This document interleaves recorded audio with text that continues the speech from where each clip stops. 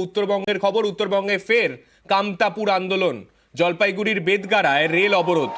KPP United ও আকসুর ডাকে 12 ঘন্টার rail রোকো। অবরোধে আটকে এনজেপি গুয়াহাটি বন্দে ভারত এক্সপ্রেস।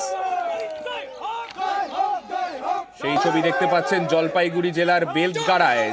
এই আন্দোলনের ফলে সাধারণভাবেই ভোগান্তিতে উত্তরবঙ্গ দিয়ে চলাচল করা যে সমস্ত ট্রেন রয়েছে সেই সমস্ত ট্রেনের যাত্রীরা।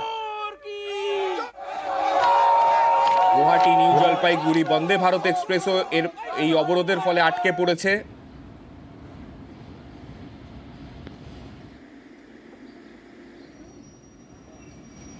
আমাদের প্রতিনিধি শান্তনু রয়েছেন আমাদের সঙ্গে, আমি শান্তনুর কাছে যাব। শান্তনু, মূলত কি দাবি তাদের রয়েছে, আর দীর্ঘক্ষণ এই অবরোধ চলায় তো ট্রেন যারা যাত্রীরা রয়েছেন তাদেরও তো ভোগান্তির ছবি কার্যত স্পষ্ট।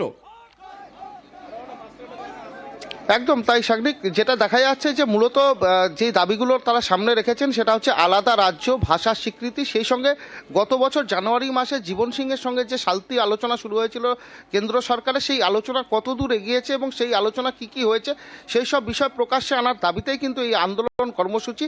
যে কর্মসূচি ছিল সকাল 7টা থেকে, আমরা যেটা লক্ষ্য করেছিলাম যে সকাল 6টা থেকেই ময়নাগুড়ি বিভিন্ন রেল স্টেশন সংলগ্ন যে রেল লাইনগুলো রয়েছে সেখানে কামতাপুর পিপুলস ইউনাইটেড এবং সেই সঙ্গে আকসুর যে সমর্থকরা তারা কিন্তু রেল লাইনে এসে উপস্থিত হয়েছিলেন। তার ফলে যেটা দেখা যাচ্ছে যে বিভিন্ন স্টেশনে কিন্তু ট্রেন আটকে রাখা হয়েছে।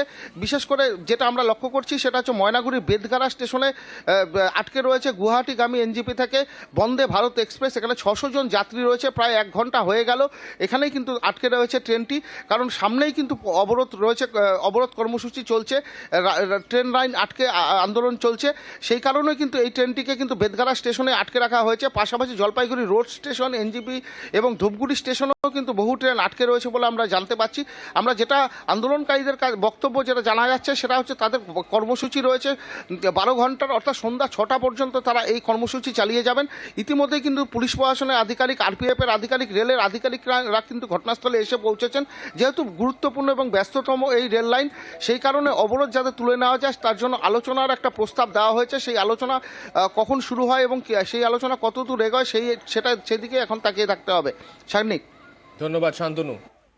অত্যন্ত গুরুত্বপূর্ণ এই লাইন, যে লাইন মূলত উত্তর পূর্ব ভারতের সমস্ত ট্রেন যে লাইন দিয়ে চলাচল করে সেই লাইনেই এই মুহূর্তে অবরোধ, এবং কামতাপুর আন্দোলনের এই অবরোধের ফলে স্বাভাবিকভাবেই যথেষ্ট ভোগান্তির মুখে সেই লাইনে যে সমস্ত যাত্রীরা যাতায়াত করছেন তারা এই মুহূর্তে যথেষ্ট ভোগান্তির শিকার।